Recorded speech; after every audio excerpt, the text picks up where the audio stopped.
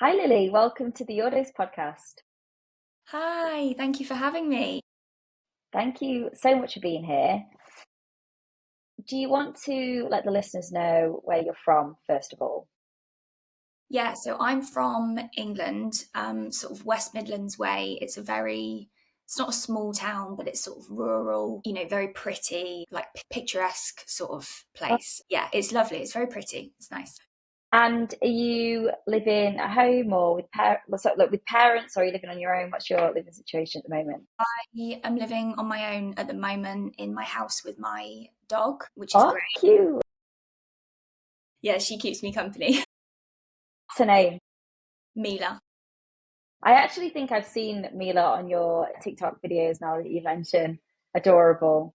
Yeah, she's in there. She's in there a lot. If I start speaking, she comes over to me and she like sits with me, and because she thinks I'm talking to her, because obviously I don't. There's no one else in the house to talk to. So if I speak, she thinks it's directed at her. So she'll come and she'll be like, "Yeah, what what do you want?"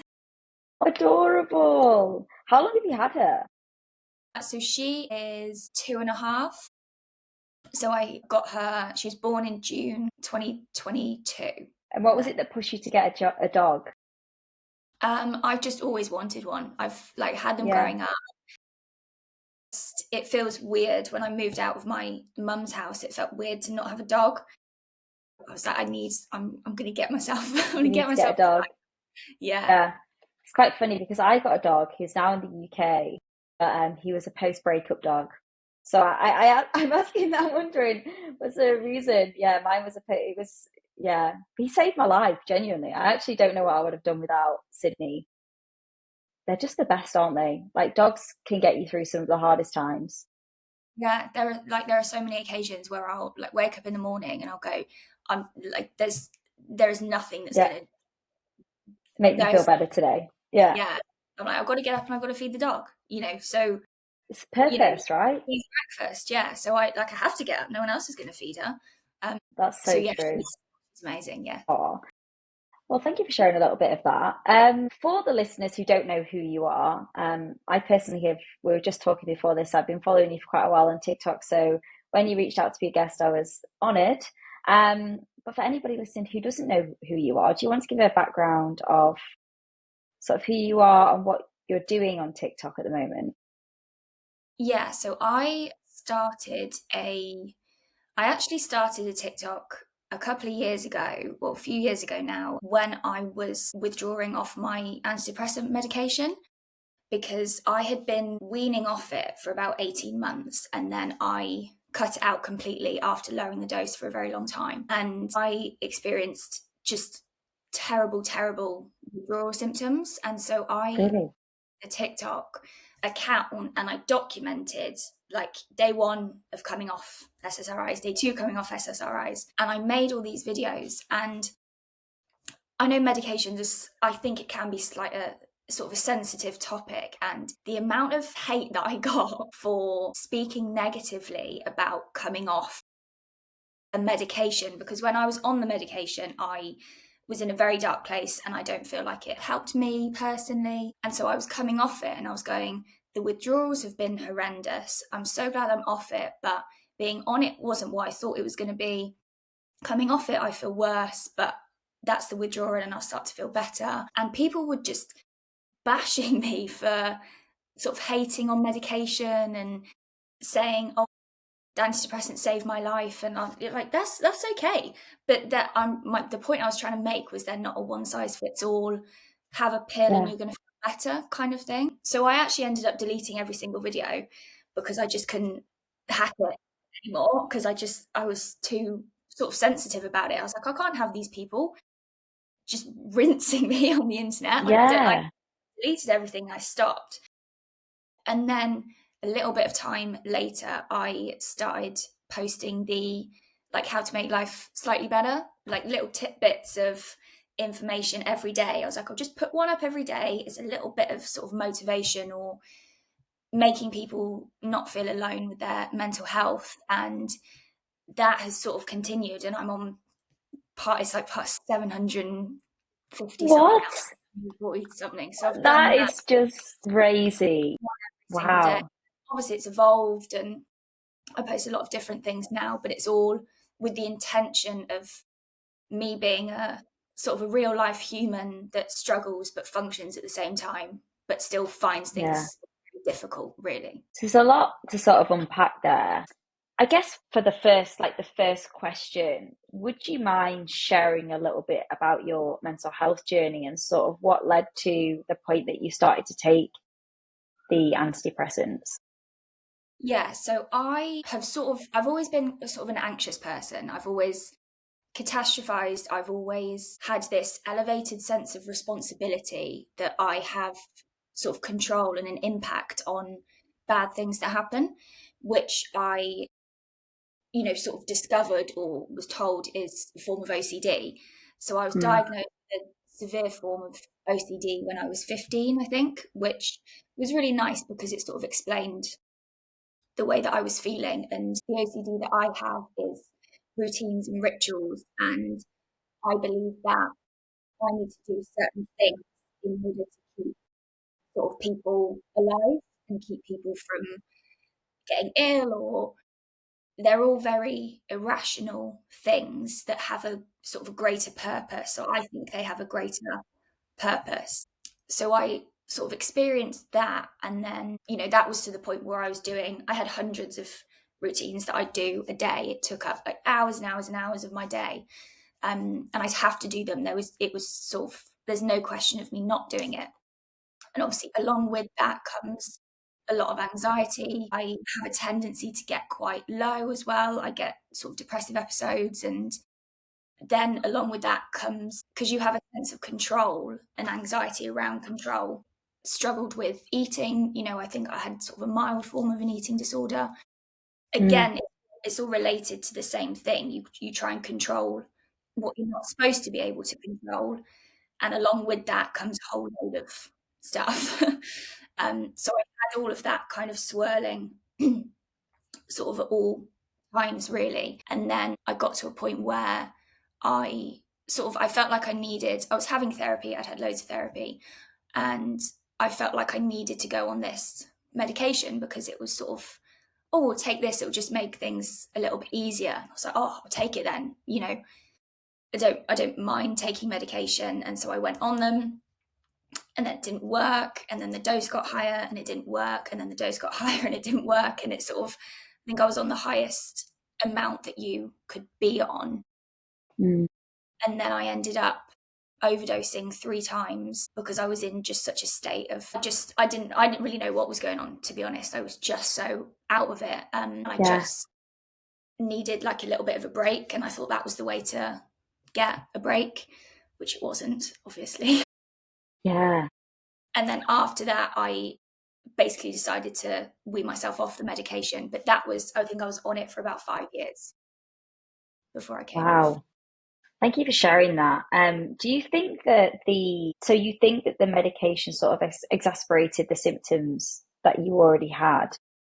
Yeah, it's weird. They sort of numb you. Um, Yeah. yeah, especially when you're on quite a high dose, you get numb to a lot of things, and it's very difficult to feel joy. You sort of feel the underlying level of sadness or despair, but you also don't get the break in the joy, or you don't enjoy things that you're doing. And I didn't really feel like it was sort of like an out of body experience, just Really? like day to day functioning, sort of. But it was sort of like turmoil in my head. But, I'm still functioning. My version of feeling low isn't, I can't get out of bed. I will continue to function and do everything that I need to do. And you probably wouldn't be able to tell from the outside looking in. But inside, you, you just can't shut it off. It's like you're at the bottom of a well and there's absolutely nothing above you. And it sort of took me overdosing and then being in hospital and having procedures and all that sort of stuff to go, I don't actually think I don't really think this is okay. Yeah. So then I sort of made the decision that I wanted to try without the medication. I wanted to come off it because I wanted to sort of exist without it and see if that made any difference really, because I felt like I was out of options, really.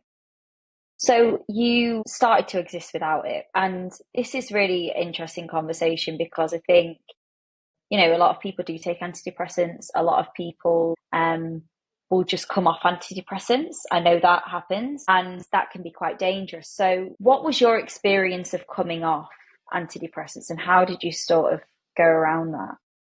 I spoke to my therapist about coming off them because I think it's very important to do it with a medical professional or someone who has prescribed you the medication, or do it with people around you knowing that you're doing it, because even though it's an antidepressant medication, you still become somewhat reliant on it because it's something that you take every day. So inevitably there's going to be a change. Whether that's drastic or not depends on the person. Some people have gone cold turkey, I've heard, and have been absolutely fine. Some people have gone cold turkey and have experienced hell on earth. It's really, really dependent.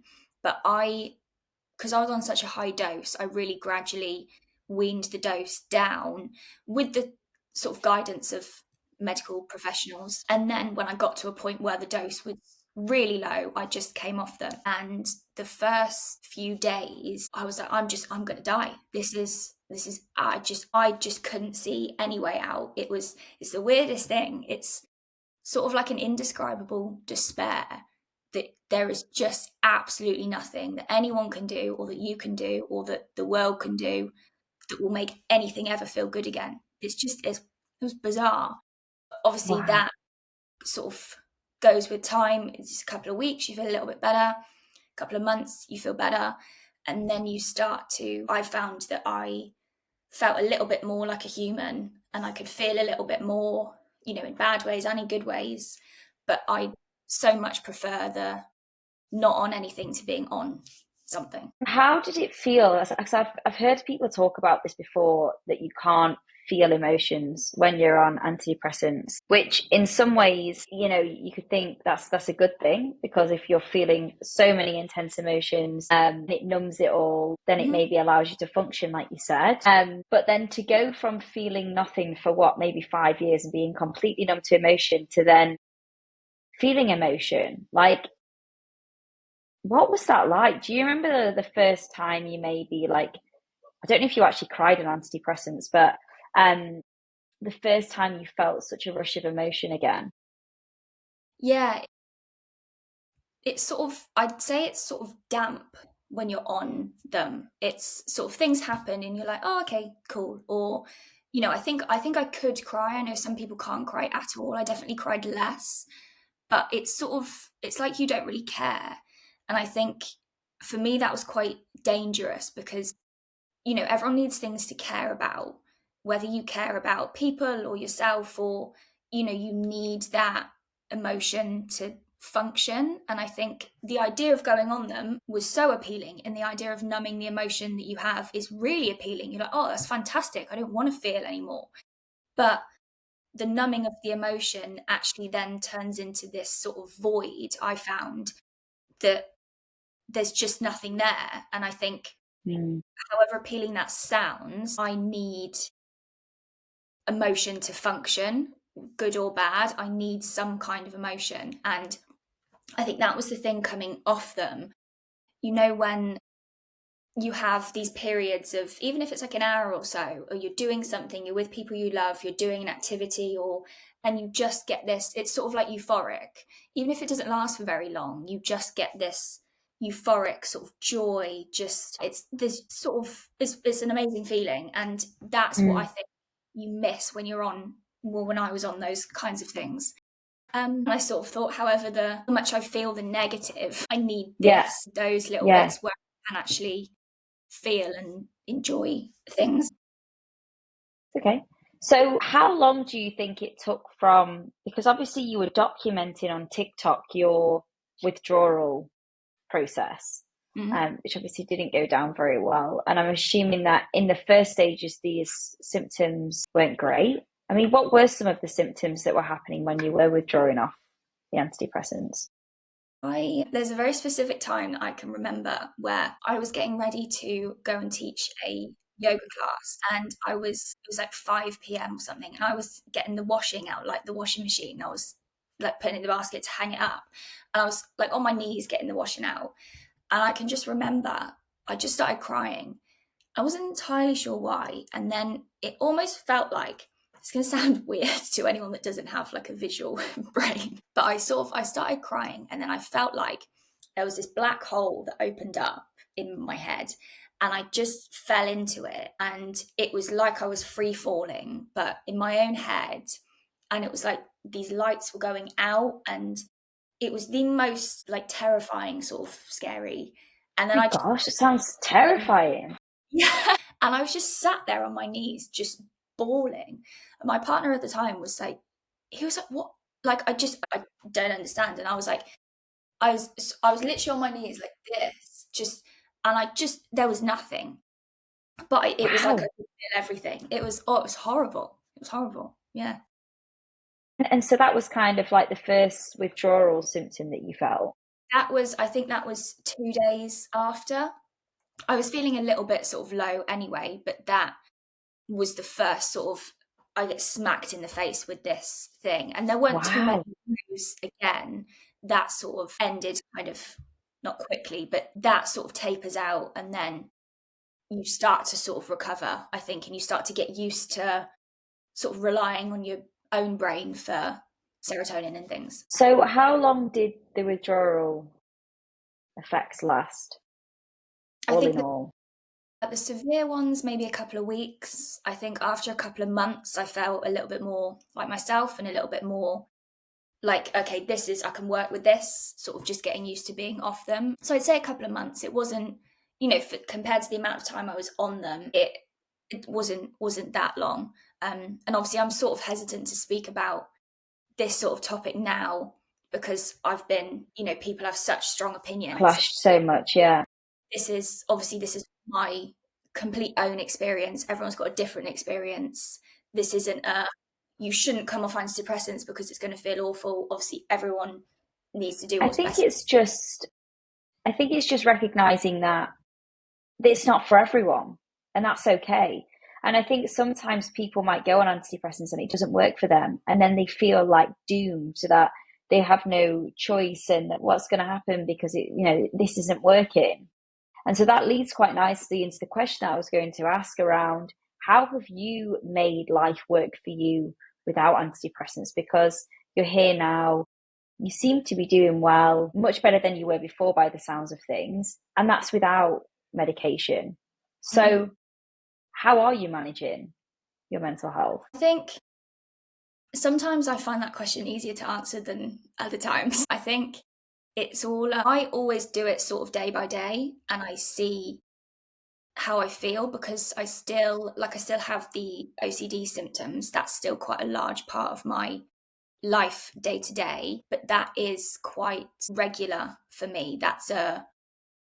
I know that happens. I know that I have to deal with that. It's sort of in the back of my mind. Sometimes it's worse than others, but I understand it. In terms of my sort of day to day mental health at the moment, I'd say for the last 4 weeks, I've actually been in sort of a worse place than I have been for a while Mm.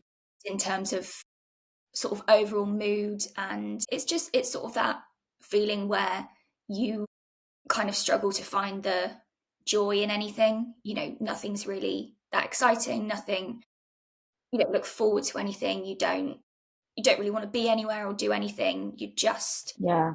You just are a little bit numb. And I think that's that's sort of a personality thing. That's not a being off medication, that's not a being on medication, that's just sometimes we go through phases like that. And I'm also the sort of person who, because like I said before, my version of feeling low isn't stopping to function. So I'm still very self-sufficient. I'll still, all my work gets done. I'm still posting videos. Everything is continuing. I just don't feel like it is. It'll take me about 4 weeks to actually mention to someone that I'm not doing great. It was like a couple of days ago, I said to my mum, I was like, yeah, I've actually been struggling for the last 4 weeks. She's like, why didn't you say anything? I was like, just didn't, because I'm like, oh, I'll just get over it by myself. I'll just sort it out. Do So you I think don't, that approach works? No, it's a terrible approach. Yeah. Yeah. We're also bad for it, aren't we? And I think especially when you're like advocating for mental health, and then you actually start struggling with your mental health, and it's like this is kind of a strange one to navigate because you kind of feel like you should be okay in a way. I think I saw one of your TikToks the other day, and it was so nice, and it really resonated with me. And it was like he was basically saying that some days the only task is to just get through the day. Yeah. And it's so simple because it's normal to have times when we're just not feeling great. And that might last a couple of days, it might last weeks, it might even last months. But that's also quite normal. And I think I know that because when I've been in a bad place before, when that happens, I start to get really like scared that I'm maybe taking a step back or I'm going back to that bad place again. Um, but it's almost, I think, looking at your life and assessing what you're doing. Like, is there something that needs to change? Do you need to maybe start a new hobby? Are you spending enough time around people? Are you like prioritizing your sleep and nutrition and exercise and all of those certain things? Because sometimes it might just take losing, like, I know for me, for example, if I don't sleep well for a few nights, that can really affect me for weeks. Yeah. Yeah. Yeah. And it's like looking at those little things and thinking, what is actually potentially going wrong in my life? And rather than thinking that something's wrong with you, take a look at like your environment and your habits and all of those things and change those before thinking, oh, no, there's something terribly wrong with me. Do you agree with that? Yeah, I think sometimes we can forget, or we're a little bit too quick to go, oh, I don't feel great, I must be broken, or there must be something wrong, when Yeah.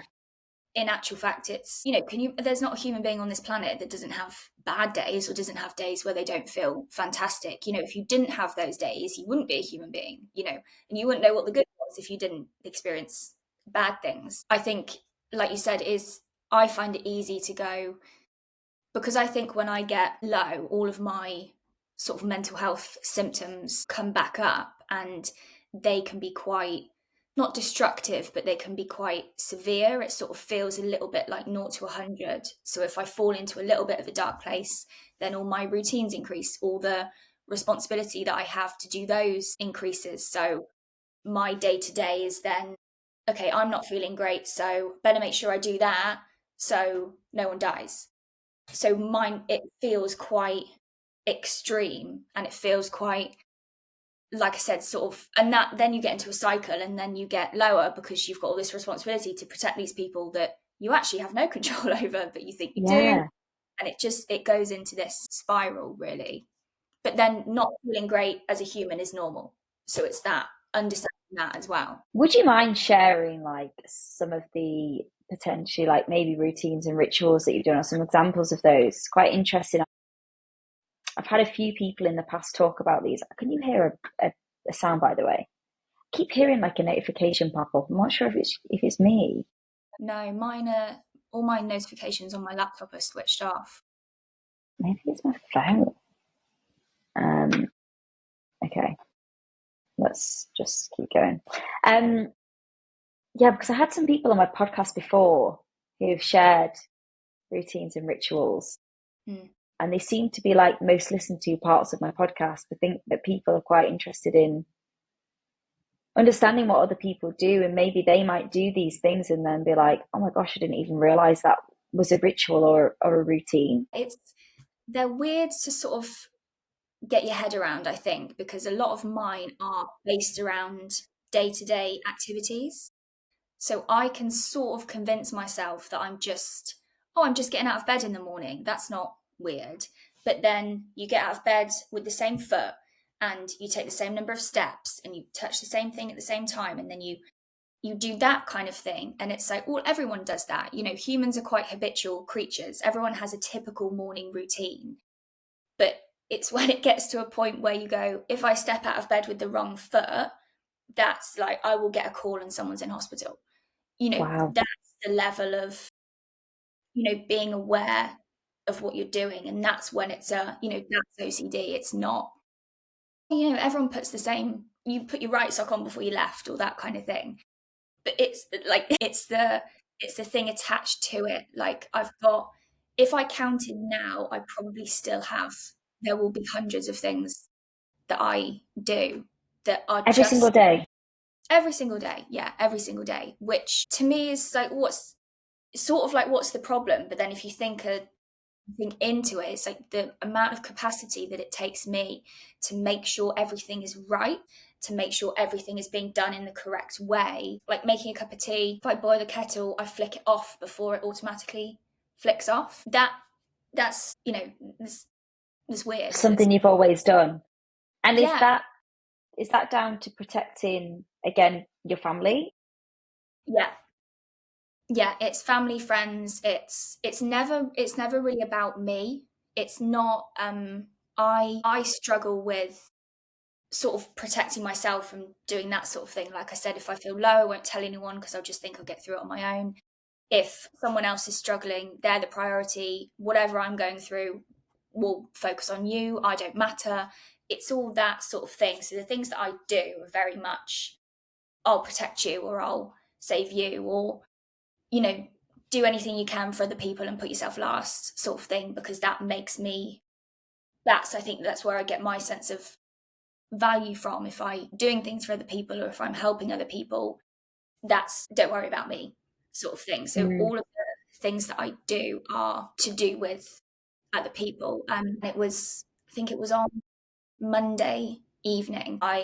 The way that I sort of say goodnight to the dog and then I go upstairs to bed, that is all the same sort of thing. Number of steps, you pick stuff up at the same time. You say goodnight to the dog in the same way, like light off, go upstairs. And at the moment I'm having like issues with my wisdom tooth. I need to have it taken out and it's quite sore. So I've got this like numbing gel that I put on it before I go to sleep, that I have on the kitchen table and I take upstairs with me.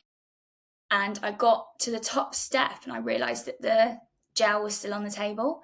So I will freeze and I will go, because if I'm upstairs in the evening, there is no way I will go back downstairs, because that's wrong. To anyone listening going, oh my gosh, this is like, but this is it's just this, interesting. this Yeah. is what it feels like. So I will get to the top step and I will literally freeze. You know, when your blood runs cold, like a physical reaction. Yeah. I am then weighing up in my head which is going to be more dangerous, going back downstairs and getting the gel, or going up and not having the routine of putting the gel on. I have to weigh up which one has more impact. And I was stood there for probably about 5 minutes in exactly the same place in the same step, just trying to work out what the right thing to do is. And so I chose going back downstairs, but I literally went backwards, retraced my steps, and then did the whole, like, say goodnight, do the whole thing again. And then you go upstairs. And I have to go to sleep now, because if I don't go to sleep right now, I will be, someone's going to wake up dead. Someone's going to, I don't have, because I'm in a bad place at the Wow. moment, I have to sleep and just hope that nothing bad happens, because I've done this terrible thing that is walking back down the stairs, you know? Wow. Do you remember when the first ever experience of this happening? What age were you? The one that I can consciously remember, I was 11. I think I've had these little quirks or these little things that have probably gone on for longer, but I can remember when I was at school when I was 11, I had this water bottle. It was like a Jack Wills water bottle or something. It was like, I thought it was really cool. And that was my school water bottle. And it was one of those plastic ones, and it started to get like mold in the lid. You know, when you use something every day and you'd wash it, but it just gets grubby. I was like, there is absolutely no way in hell I'm getting a new water bottle. I just can't do it. Like, I used to have a thing when I was younger about the world setting on fire. That used to be my thing that I would worry about before I went to sleep. I was Yeah. like, if I change this water bottle, either the world's gonna end, someone's house is gonna set on fire, and everyone's gonna be in it, and they're all gonna die. It's like, this has to stay, and it's growing mold in the top. So my OCD has Yeah. nothing to do with like cleanliness or anything. Not that I'm not a clean person, but it was that physical. If this changes, it's going to be a catastrophe. That's my first one that I can remember. Wow. And at what point? did it get, because obviously this was the first thing that happened, and then Mhm. obviously over time, I'm sure that it became more and more and more. Did your parents pick up on this at all? Yeah, I think so. I think because some of the stuff that I do is they're quite irrational things, they don't really make a lot of sense. I think they were like, I don't really understand that. And then if I say something like, when you used to go to school and you'd take your PE kit in a plastic bag, you'd have like a specific PE kit bag. Mine would Mm. like have holes in it and the handles would be broken and I'd still take the same bag. He'd be like, what, just get in your bag? I was like, I can't. And then I think the conversations that started about, okay, maybe this is actually something that's not quite right, is when it was my dad's mum who got cancer and she was having chemo and stuff. And I was absolutely adamant that the way that I polished my room on a Tuesday evening, I was like 14 or 15, like a 14-year-old is going home and like polishing their room. That was what was making the chemo working. That was, Wow. it wasn't. So it's that sort of sense of responsibility. And obviously when you say that to your parents, they're a bit like, oh, okay, Yeah, maybe that's maybe there's not. something wrong. Yeah. Yeah, because there's just Tuesday evenings I would come home and do that. Nothing else that was happening in the world could stop me from doing that. Your parents obviously noticed. Were you then like referred to a psychologist? What age were you when you actually went to go and see some about this to receive some support? I think I saw a therapist when I was maybe 12 about Wow. something unrelated. I only had a couple of sessions. I'm not entirely sure what that was for. But I think with the OCD stuff, I was maybe 14 or 15, and I saw a therapist, and then I saw a psychologist, and I got a diagnosis. And then I had a different therapist, and then I went through phases of self harm and the eating disorder and all of that sort of thing. I had a different therapist. And then I had a psychiatrist for the medication, all the while whilst having sort of weekly therapy for years, really. And then I had a therapist who I see now sort of as and when I need her.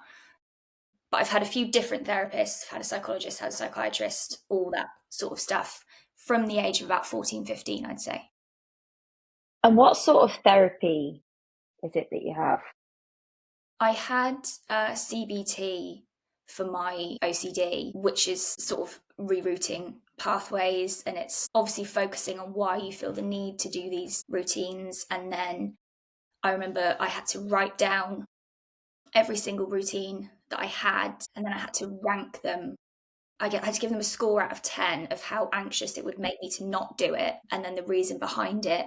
And then every week we would go through from the least anxiety provoking ones and we change those and then sort of reward that behavior and then work our way up to the most anxiety Wow. inducing scenarios. So I was doing that for quite a few months. And obviously, this is when you're like in high school and you're doing GCSEs and you're trying to make friends and go to parties and have a life. And I'm there doing my OCD homework every week. Did your friends know about this when you were at school? Yeah, I had a couple of friends who were aware. Obviously, it's a difficult thing to understand. I think when you're a teenager, all of my friends were really great about it and they were very supportive, but I didn't really speak about it at school. I think I was quite a normal teenager at school and I'd still like talk to people and I didn't at school. It wasn't really, I didn't speak about it. It was sort of my thing to deal with at home. But at school, I was just trying to get on with it. How do you think OCD has impacted your life the most? Especially having these routines and rituals. I think it's sort of the weight that you carry. It's sort of the responsibility that you have. I sort of have issues, if you want to say, with responsibility anyway. I'm very aware of other people's emotion and I take on a lot of other people's emotion and I'm very conscious of what I say to people and I'd rather not say anything than upset someone or I'm very aware of that. So I think, and also when you feel like you're responsible for quite literally keeping people alive, which I understand is people don't get, and I understand that it's completely irrational. Flicking the kettle off saves no one. There is absolutely zero correlation. I fully understand that, but I still believe that it does. It's a very Yeah. interesting thing to try and wrap your head around.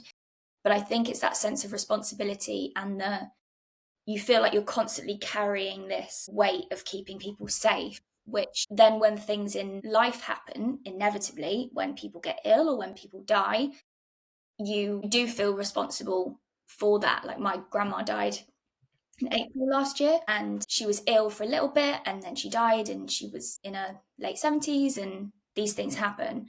But I had to have EMDR therapy, which is basically a trauma Really?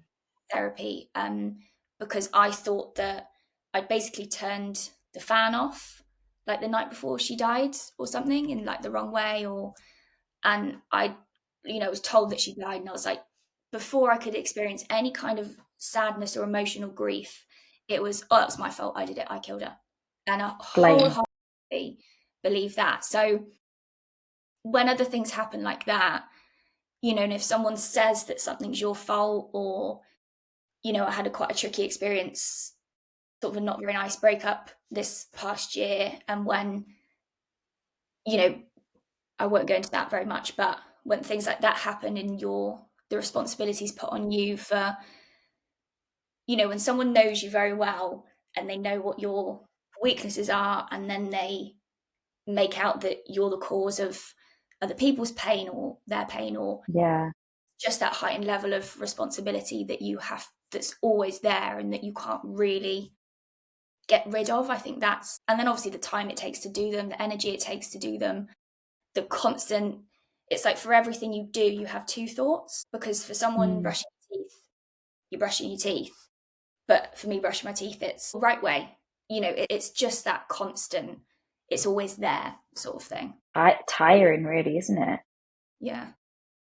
The interesting thing that I just found about when you were talking about your grandma is that you're very rational about it now, but at the Mm. time it's such an irrational thought. And like I can really resonate with this from like my health OCD Mm-hmm. because I actually had to cancel on Lily previously because I was having like the health OCD episode, and I had genuinely convinced myself I had motor neuron disease. Like I was absolutely convinced, and I was ringing my mom, and I was like, I'm in Australia. My life is going to actually completely change now. Like I was convinced that I was going to be 28 years old in a wheelchair. I'd have to move back home. My whole life's just started in Australia again, and I'm loving it here. And everything's, how will I ever have a partner? This is it. I'm 28 years old. My whole life's going to end. And I went to the doctors, as I always do. And she pretty much laughed in my face. Still didn't believe her, but she basically said, I think you've just got pretty high cortisol and you need to relax. You need to take this and whatever. So she was like, give it 2 weeks, do everything that I told you to do. And if everything's still not fine, obviously come back. 2 weeks later, all my symptoms have gone, and I pretty sure I don't have motor neuron disease. And like now, I'm like rationally looking at it, like almost like that is hilarious. Like that is actually hilarious that I thought like that. But isn't it crazy at the time that it feels so real, and it It takes up your entire headspace? Yeah, it does. And I can sort of think that it's rational and irrational at the same time as Yes, well. And you yeah, can just, how purely irrational it is. And it's just utterly ridiculous. But at the same time, the anxiety or the fear of not doing it is so much stronger that it is the weirdest thing. And I feel like you can't really, you would never really get it unless you've had that thought process. But no, you're fully 100% believe that you have that control. I used to say that I can control anything in the world apart from the weather. It was the one thing I couldn't control. But traffic yeah, lights, I could change those. It's this elevated sense of control that you don't yeah, have but you seek, because yes. you feel, Life feels out of control. yeah, it just makes you feel safe. Yeah. So you spoke a little bit on TikTok about bilateral Mm, music, yes. um, because I wanted to ask you another question, but there's just this one first. So you said that this was one of the best pieces of advice that you'd ever received from a therapist. So for anybody listening, what exactly is bilateral music and how is it so effective? So it's from EMDR as a therapy, and EMDR is a therapy that's used to treat trauma. A lot of people with PTSD have it because the way that it works is you either have it with you have two buzzers in your hand, one in each hand, and they buzz one after the other, or you have like a light bar that you watch and your eyes go from one side to the other. You can have light and buzzers at the same time. And what it does is you go back over, obviously with a trained EMDR therapist, they take you through a traumatic event that's happened that has a lot of emotion tied to it. And you have these buzzers or this light whilst you're reliving the event. And it basically removes the emotion from it. It just, you can remember it still, but it doesn't have the pain attached. I've had it for quite a lot of different things, and I've found it really effective as a form of therapy. Obviously, it's very difficult to do. It's a very heavy therapy to have, but it's really beneficial. So the EMDR bilateral music is sort of an extension of that, and you have to use it with headphones because the type of music that it is it goes from one ear to the other, and it basically stimulates both sides of your brain at the same time, which shuts off your ability for the sort of the noise in the back of your head, like the overthinking, the chatter, the ruminating, it basically just cuts that off. It makes it very difficult for you to have those thought processes. And it's even more effective if you can be doing some sort of practical task while listening to it, either reading like a book, not a self-help or any kind of like that, just a nice book that you're into. It's good maybe if you're working or studying. It's good if you're cleaning or if you're doing something and you've got this music in. It basically just shuts off that voice that won't shut up, basically, which I I love struggle with. that. And Yeah, it's a very same. easy thing to do, and you can do it on public transport, you can do it around other people because you've just got headphones in. You're not doing anything abnormal. And some people listen to the music and don't like it, they don't get on with it, which obviously not everything works for everyone. But I like it because it's got reason behind it. There's a reason Mm. that it works, and it's because both sides of the brain are getting stimulated simultaneously, and therefore your brain is finding it's concentrating so much on the music that you just can't have that internal monologue, basically. Dialogue, yeah. Yeah. Which I definitely have an overload of that one. So Yeah. I actually heard about bilateral music, but I saw that and I was like, I should do that more. Is there anything else that you do on a daily basis, routines, or anything that you have that you believe really helps to manage your mental health? Um, Obviously, exercise is a massive one. Exercise has always been a massive thing for me. I used to be a competitive dancer. I teach yoga. I'm a personal trainer. I train in the gym myself. Walk the dog. I'm active constantly. It's such a we're designed to move, and if you're moving, you're stimulating yourself in a way that your brain needs to focus on that as well, and it's less likely Mm. to sort of talk at you. I think one of the things that's really important to remember is when you're feeling low or when you're in a bad place, your brain wants to be isolated because you don't have the energy for other people. You don't want to be around other people because you feel like a burden, you feel like you're no fun. But you almost have to fight that and understand that just because you want to be isolated doesn't mean being isolated is the best thing. Even if that is going somewhere and just sitting and being around people, not necessarily talking, just having some sort of human interaction around you, I think is massive. Um, Mm. Other little things like I think it's 852 hertz music, which is similar to the bilateral stimulation music, but that's a frequency that you can put on that helps sort of relieve stress. Um, and just understanding how you work and the things that you need, and also understanding the fact that I can say all of these things. But yesterday, I isolated myself completely. I did everything that I needed to do, but I didn't speak to anyone. I was in the house, I was isolated, I ruminated, you did all the things you're not supposed to do. But I understand that sometimes it actually takes quite a lot of energy to pull yourself out of something. Do things that are going to make you feel better often takes a hell of a lot of work, and sometimes you just don't have the energy for that. And also not beating yourself up about that, because sometimes that just happens.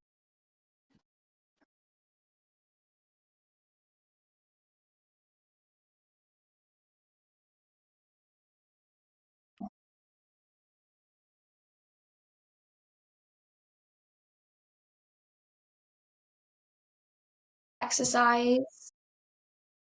This is something that I found in Australia or when I was back living in London.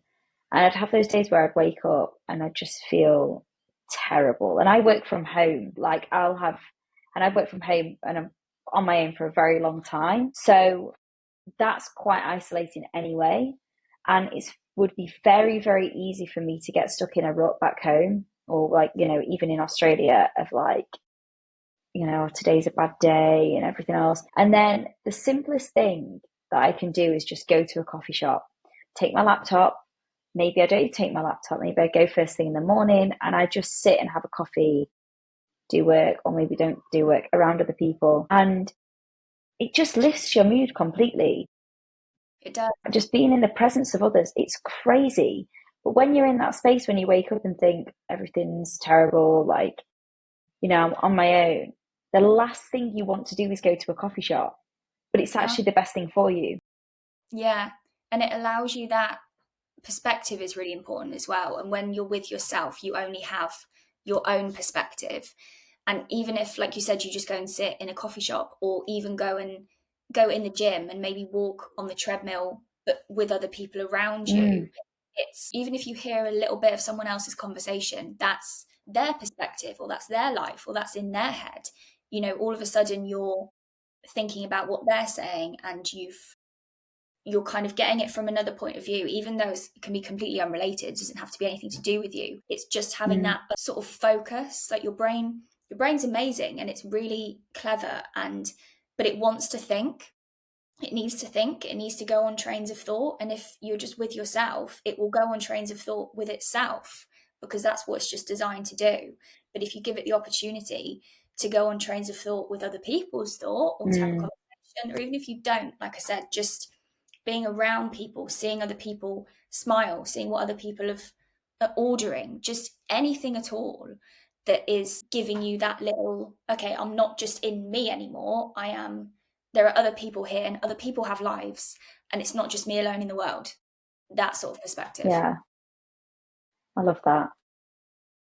Well, the last question that I had to you was might be a hard question if you can't think of the top of your head, but you obviously do lots of bits of advice on your TikTok page, and make sure to leave a link so that anybody can go and find your TikTok page after this because it's just the nicest place to be. Honestly, every single time I see one of and you're so calm as well when you speak on your TikToks. It's like it's so lovely. Honestly, I've Thank had it you. doing. I've had a bad day, and then I'll see one of your little TikToks about how to make life better, and I'm like, oh, that's so nice. But what would be the best piece of mental health advice that you've ever received? You can take a little bit of time as I know that it's probably on the spot. I think it's off the top of my head and how I'm feeling now, I think it probably change on different days if you ask me at different times. But I think the first thing that came into my head was I can't remember whether I read it or if I maybe just thought about it, but I have been in some very, very dark places, like will never ever experience joy again, ultimate despair, as we've spoken about. And I have had things that have happened after that, which have been really great and have been euphoric or have been, something really great has happened. So, and I feel like when you're in a dark place, the thing that you don't have is hope. It's, depression is just the absence of hope. It's the absence of any kind of light or any kind of things will get better. And it's all very well people saying, get better, oh, don't worry. But you don't actually have any evidence for that when you're in it. But what I like to do is just remember a time where I have personally been in, say, the worst place I've ever been in.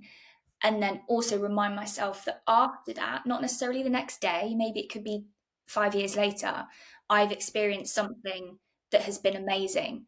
And that's not someone else telling you, get better, it'll pass, it'll be fine. Although they're great to hear, you don't believe them. What your brain needs is evidence. So I like to give myself little pieces of evidence that prove to myself that you can be in the worst place you've ever been in, but something good will still happen. And then you could go back to the worst place you've ever been in, but then something good will happen after that. And that is, it's showing yourself that. Because often people will go, oh, I'll be fine. You're like, what do you know? I get frustrated with that sometimes. I'm like, but you don't know that. But if I can tell myself that actually, no, you've been here and then you've been here, like just look at that. Like I always have my phone background, like my lock screen or my home screen, it's always a picture I like, but it has to be a picture that is specifically in that moment I felt either joy or happiness or peace or something. So every time I look at my phone or I open my phone, that is evidence that I have felt a positive emotion after I have felt horrific. So I think it's just that, because that, you can find your own little pieces of evidence and go off that. It's not just someone saying something to you, it's you proving to yourself that you can feel terrible and then feel okay again. Yeah, that was honestly so lovely. And I really felt that and resonated with that, because I think almost it takes being in the darkest possible places, unfortunately, to come out the other side and to experience, like you said, joy and all of those things again, to realize that it really does get better. And when you're in that mindset, when you are really low and you feel like nothing will ever be good again, and it's the first time, it really does feel like that, and you have no evidence. It's like a really great example is when you go for your friend goes through a breakup for the first time, or like you're going, honestly, it'll get better. Like you'll find someone again. I promise you'll find someone again. I had it with one of my friends recently. She'd never had a boyfriend before. She got into a relationship, and yeah, I was like, I promise you it'll get better. I promise you that you'll meet someone else, and or you'll be on your own and you will just feel happy again without him. Yeah. But because she'd never experienced that before, she was not able to know that it would get better. Yeah. And I think you almost have to keep experiencing these hardships. And I think it's really difficult when you're going through these hard times to be like, why is this happening? Like, for what reason am I going through this? But every Yeah. single time you get stronger, and every single time it happens for a little bit less, because you become more aware of it. You kind of know sooner what's happening. And like you said, you have a bit more of a positive mindset that, okay, this is a bit shit. And I'm not having a great time, but this did happen 4 months ago. And actually 2 months ago, well, a month ago, I felt fine. So I know I can feel fine again. My favorite quote, which is so simple, but this too shall pass. And I know that it's really simple and it can be quite, annoying, like you said, to hear that, but it It's is true. true. Like there is light, and it can feel so heavy and dark and like nothing will ever get better, but it always does in the end. It Yeah. always works out in the end. And I So sometimes think that it's quite nice to have, when I'm in a good place, a couple of things I think are, I think there's no one else in the world that experiences joy at the level that I do, because no one's felt as bad as I do. It's that sort of contrast, and you can sort of spin it and go, oh my God, like the euphoria or the having been down there and then feeling this is just one of the best feelings in the world. And you wouldn't have that if you didn't have such a massive contrast. And also, I yeah, think I try to have a sort of, I felt this bad, so I could do anything. I know, it's quite nice to build that sort of trust in yourself that there's sometimes just existing is so much of a fight, like so much of an effort, that anything that gets thrown at me, I can cope with that, because that is the hardest feeling I will ever have to experience in my entire life. And I can do that, so I can do anything. That's when I'm in a yeah. good place and I'm feeling very optimistic. That somewhat feels comforting in a weird way. That's quite nice to think about it in that way. Absolutely. Well, thank you so much for sharing that lovely piece of advice, all of your experience, being so vulnerable and honest. I've really loved speaking to you. It's been so nice to meet you, not in in real life, but like virtually. Yeah. I will definitely make sure to, like I said, anyone who's listening, please go and look at Lily's content on TikTok if you don't already follow her. What is your TikTok handle? It's at Lily Shervy, so LILYSHERVY. Yes, go and follow her because honestly, your content is just so nice. Is your plan just to keep going? Just to keep posting? Yeah, I Yeah. just, I really enjoy it. Sometimes it's difficult, and sometimes I feel like a bit of a hypocrite because if I'm struggling, I'll go, well, I've got nothing of value to say to anyone. But I think that's also the nice thing that I am just like everybody else, and I really struggle, and then I feel okay, and then I struggle, and so I'm just going to keep putting up what I feel like. I feel like if I have an idea or if I have a thought of something I want to say, there'll be someone somewhere that needs to hear that on that particular day. So I will just film it and then put it out, and hopefully it helps one person. And I'm sure it does. You must receive lots of messages. Yeah, some of the messages are just they're so lovely. It's quite overwhelming to feel like you have that sort of impact on people. And yes, some of the messages are just sort of indescribable, but it's just, just sort of relatable for people. I think that's it. It's just like everyone else. I'm just articulating what people experience day to day, really. Keep doing what you're doing. Know that you're having so many people. I'm sure this podcast will help so many people.